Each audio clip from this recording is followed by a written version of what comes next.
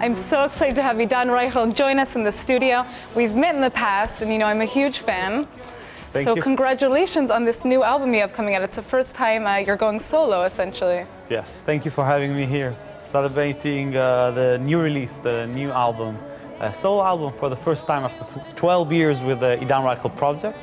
But still, the Idan Reichel project is live and kicking. It's just a parallel, just another path of the career. So why did you decide to do this instead of just, doing the normal group thing that you guys do? The songs are very personal, about my family, about the daughters. I felt that it's more kind of my inner voice that I would like to share with the listeners. So your albums typically gather music artists from all over the world. You have from Ethiopia Yes. to Argentina, everywhere. Why is that? Why do you guys choose to come together in this way? We're traveling all over the world and meeting amazing artists, from Alicia Keys in Central Park, New York, to one of the greatest countertenors in the world, Andreas Scholl from Germany, Patrick Boel from France, Vieux Touré from Mali.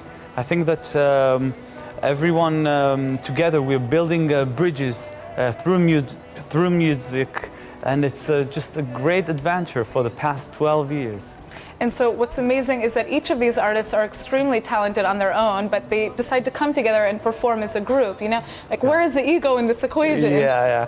So I think it's about, always it's about three parameters. One is that each one of them is an amazing solo artist. Second, that they are willing to share the stage, sometimes to do back vocals. And the third thing, that it will be just good people to be on the road, good people to spend time with. And I think that we are proudly represent the soundtrack of Israel the past 10 years. Which is interesting, right? Because you're known as having this world music, but you like to say that it's Israeli. When we are playing music in Israel, people define it as Israeli mainstream. Once you're touring outside of Israel, people would define it as world music, which is actually a great compliment, because world music artists are all those artists who are bringing the soundtrack of the place that they came from. Edith Piaf from France, or Bob Marley, who became the voice of Jamaica, or Mercedes Sosa for Argentina. So if people go out after our concert and remember this as Israeli music, it's the greatest compliment for us. So a lot of people argue that your music is actually promoting peace in a lot of senses because it's so intercultural. Is that a message that you're trying to send?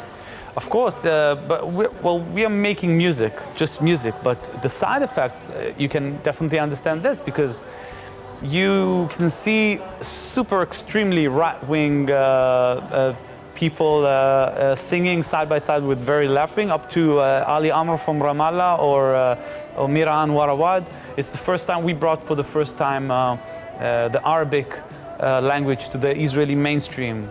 I think that, I have a very strong political view, but the reason that I'm not saying it, because I feel that at my back, I feel that I'm leading all these over 150 musicians, singers from all over. So you're bringing all these people together. I mean, do you believe that music in Israel should be geared politically? Should it be promoting a certain message?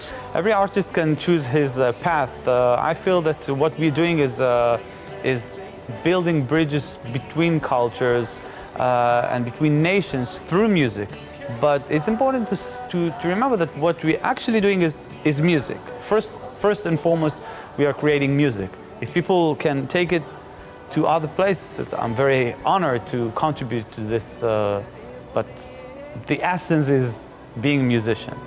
Well, your music is music that is now all over the world, and you travel and go on world tours all the time. Yes. I met you last year in the US. Yes. And so how do you say your music is being received? Is it being received differently because you're an Israeli artist? Is your identity as an Israeli affect how people listen to your music? Well, I feel that we are carrying our being Israeli all over the world on our shoulders, but proudly. Everywhere in the world there will be calls to boycott the music as part of the BDS movement, to boycott our concerts. But I feel that it's a great opportunity to go out to all these people who choose to protest against us, and to explain us that the voice of artists should not be muted. And I would love to see in all these great performing arts centers that we are performing in the USA, I would love to come an evening before, a night after, to listen to music from Lebanon or Palestinian artists or Iranian artists. I think that this might be an interesting role for all these artists.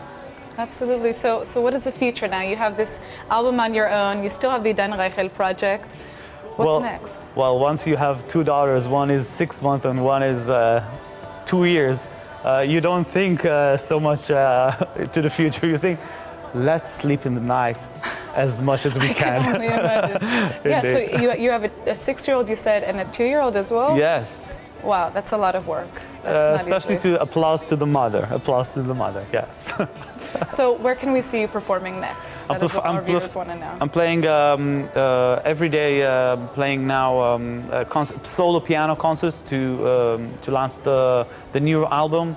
On February at the port of Tel Aviv, we're taking 10 concerts in a row with the Dan Reichel project. Wow. If you tend to be in Israel, come over.